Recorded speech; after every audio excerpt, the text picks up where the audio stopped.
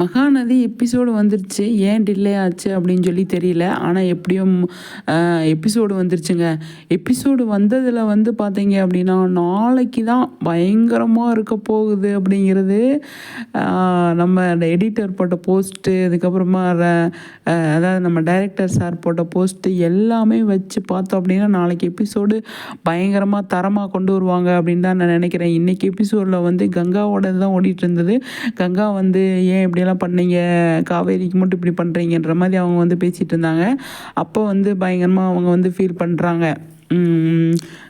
கங்கா உடனே நம்மளோட யமுனாவுக்கு ஃபோன் போட்டு யமுனாவும் கங்காவும் அவங்க வேறு மாதிரி பேசிகிட்டு இருக்காங்க. அதெல்லாம் ஒரு பக்கம் இருந்தாலும், இந்த பக்கம் வந்து லாஸ்ட் மினிட்ல வந்து நிவீனை பற்றி பேசுனது நல்லா இருந்தது.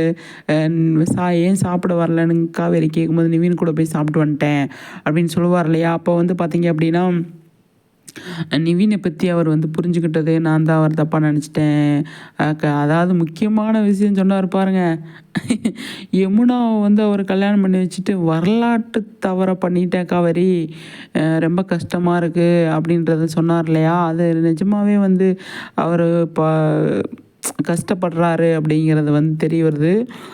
அதுக்கப்புறமா வந்து காவேரி காலை பிடிச்சி விட்டது, அதாவது வீடு வாடகைக்கு காசு கொடுத்தது நான் கொடுக்கக்கூடாதா அப்படின்னு சொல்லி சொன்னது நிஜமாகவே இன்றைக்கி செகண்ட் ஹாஃப் வந்து நம்ம எதிர்பார்த்த மாதிரி வந்து மகாநதி செம்மையாக இருந்துச்சுங்க.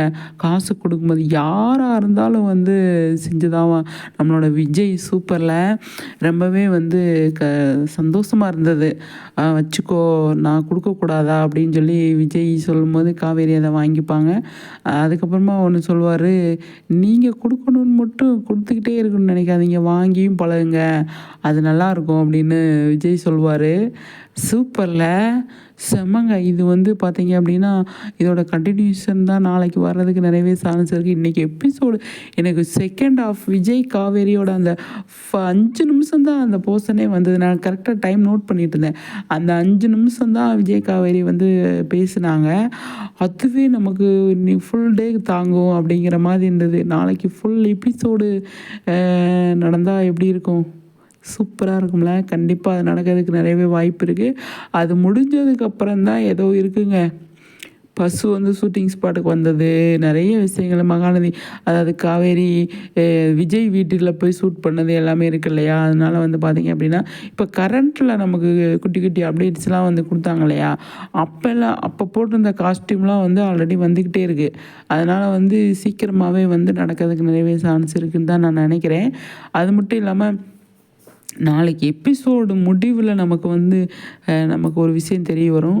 அதுதான் பெரிய பெரிய ஹைலைட்டு அப்படின்றது என்னை பொறுத்த வரைக்கும் பார்ப்போம். ஆனால் இன்றைக்கி கங்கா, யமுனா, நிவீன், பாட்டி எல்லாருமே, அதாவது நதி ஃபேமிலி எல்லாருமே சேர்ந்து சூப்பர்